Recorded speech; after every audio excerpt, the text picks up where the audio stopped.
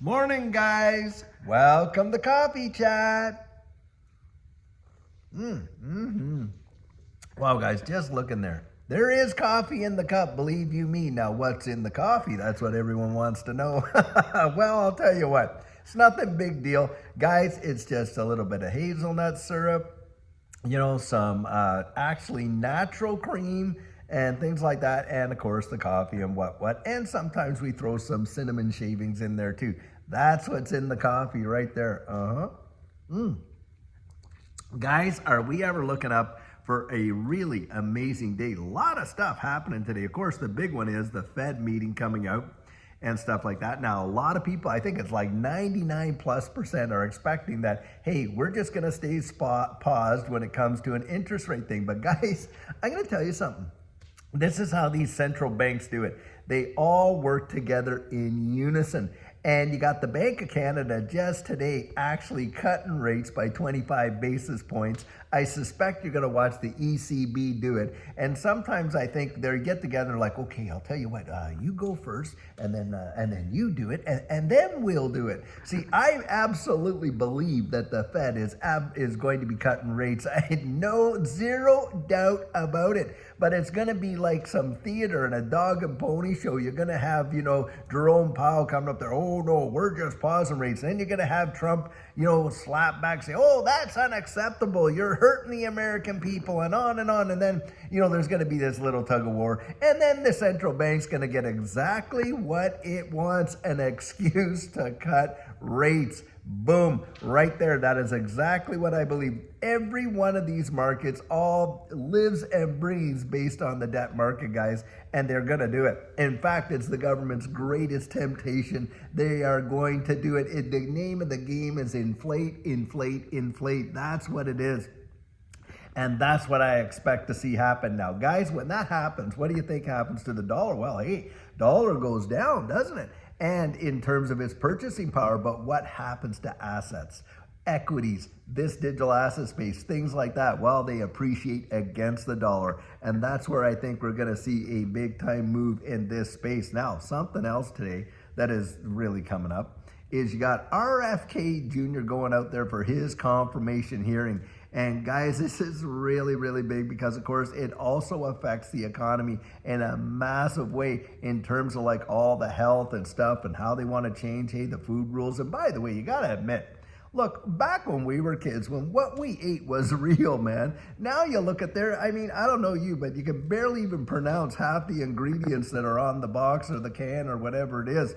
And this is where, for Judy and I'll tell you what, we ever cut a lot out of our lives. And wasn't that long ago I was sharing how my numbers for my diabetes were off the Richter scale. I mean, they were way up there, and I was taking metformin and all that. And Judy and I got turned on to Purium products, and we started actually eating that kind of stuff. And my numbers, boy, did they ever come down, and dramatically, big, big, big. And I'll tell you guys, if you're interested in that, go check that video out there. In fact, we may even have the link still down there in the description of our video. If not, I'll just check and see. But needless to say, we need to turn around for sure when it comes to our health. So I thought that was something important to bring up, that RFK's, confirmation hearing is happening today as well. And in this XRP eco space, wow, are we ever seeing a turn of the tables massively? Wasn't that long ago, guys, where everybody was talking about just how, miserable XRP was. Oh, it's doing nothing. Oh, it's stagnant. Oh, it never does this. Oh, all that. No. Well, now a lot of traders are coming out there and saying, hey, XRP could be the absolute top performing altcoin in this next run. In fact, get this, right now, XRP, Hedera Hashgraph, and Cardano are leading the charge in the altcoins and staying up at really amazing prices considering the pressure that's on it. And where's a lot of negative sentiment getting thrown out there? Believe it or not, it's Ethereum. Boy, is Ethereum getting kicked around like crazy now. I think Ethereum is actually going to appreciate for sure, no doubt. But the thing is this, right now, it's just such a turn of the tables. It really is amazing because I don't know how long we heard the same song and dance from all the fuzzers about how XRP is a nothing coin. Oh, it just sits there. Oh, it's just stagnant. Well, guys, I was out there telling you at the time that that's exactly how it always is. It just kind of tinkers along, just goes. It seems like it's doing absolutely nothing. Then all of a sudden, bang. And is that not what happened? And here we are at a point where still over that $3. We had that flash crash there just the other day and all that. And guys, I think that was a big liquidation event, to be sure. I think it was something like 500 million or more was liquidated, like $500 million. And that's the deal. We don't do this leverage trading, Judy and I, longing or shorting or anything. And it wouldn't surprise me if we're seeing a lot of people right now thinking, oh, XRP is going to go down. I'm going to put in a short call and all this and that. And I bet you there's a lot of them out there. And it would not surprise me if the whole thing went the absolute opposite direction and boof, all we do, we break through that ceiling up there and we're on our way, $5, $6, $7, maybe who knows how far. But the point is, I think we're about ready to see an actual move. Now, certainly, the broader markets have impacts on this market, guys. I know a lot of times we like to think we're decoupled, but we're absolutely not. And what we're watching in the broader market is having an impact right now on this market, to be sure. But even in that pressure, in that kind of environment where we're at, I mean, we saw NVIDIA there just take an absolute nosedive because of this DeepSeek and all this kind of stuff. And the thing about competition, and this, I know the market loves monopolies, and this is where in this digital asset space, I throw this out there. Never ever fear competition. Competition is the cure for complacency, guys. A lot of times folks come out and say, oh, David, have you heard about this other token? It does exactly what XRP does. Oh my goodness, what does that mean for XRP? Does that mean that we're not gonna, and all this? We don't need a monopoly to literally compete and win. That's the way I kind of look at it. In fact, you don't want that because you want these developers to just be thinking up innovative and inventive types of ways to solve real world problems. And you need the spark of competition to cause that creative, juices to really flow. Because we're human beings, guys, let's be honest. When we're not really pressured to do it, we just stick with the same old and stuff like that until something calls. What is it? Is it necessity is the mother of invention right there, right? And that's where I think, don't fear competition. Don't fear that. When people throw that out there, that does not mean I'm going to ever, I'm giving up on XRP because there's something else that is similar or this, that. Not on your life.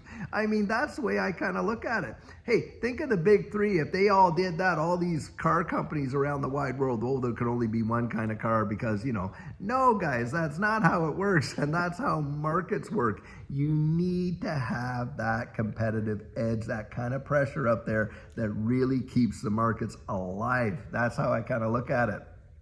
And XRP, for years and years and years, boy, did it ever get its fair share, and even now, of fear, uncertainty, and doubt, to be sure. But here we are. The sentiment is changing big time. The narrative isn't working anymore. And as hard as they try, and boy, have they ever been trying hard in the last little bit, all the Bitcoin maxis and all this, all the stuff, and even the outright lies they're throwing out there for XRP has made zero difference. The one that I really love is when, they were all expecting a big crash when the SEC was going to file its brief in the appeal. They filed the brief, XRP went up 12 cents. That right there was totally amazing. It shows you that the market doesn't even care about this entire, SEC deal that has been going on for Ripple and all that kind of stuff. It doesn't even care. They baked it in, guys. It made zero difference, and that's the deal. And in fact, a lot of people are thinking, hey,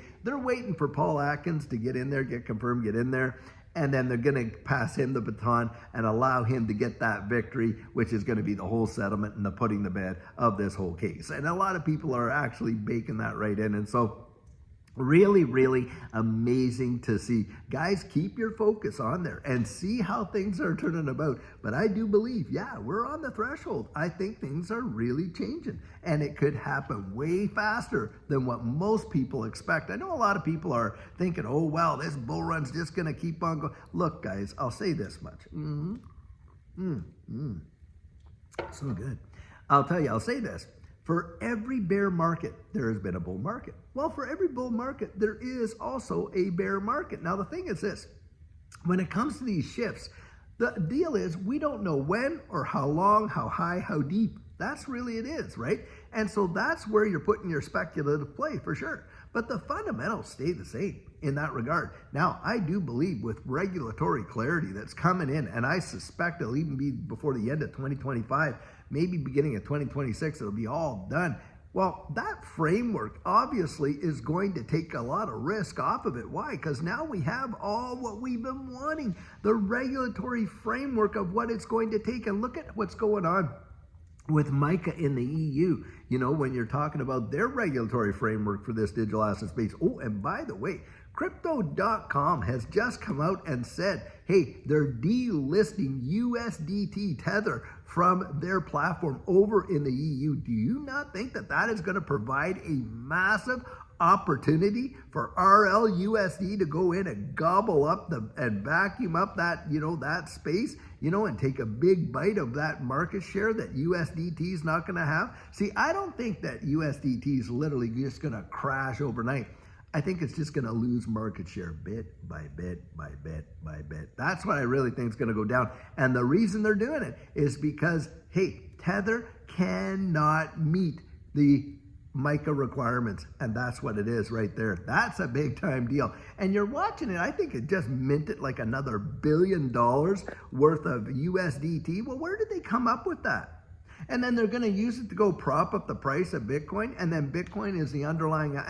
There's so much that is just not, you know, clear, and that's why you're watching all these exchanges delist USDT over there in Europe, because it can't pass the smell test, or at least, you know, the crypto regulation test. And should FIT21 get passed and we see that regulatory clarity in the US, hey, perhaps Tether's not even going to be able to cut it here. That just provides, in my estimation, a massive, massive opportunity for RLUSD. I'll tell you what, big, big, big. Guys, lots of major things, lots of fantastic things happening in this space. And by the way, being that it's Wednesday, I sure hope you're having an absolutely amazing week and that you have an amazing hump day for sure. Guys, we're looking up. We're looking forward. I think lots of great things happening in this space. And until later on, when we have another amazing video for you, have a great one and take care.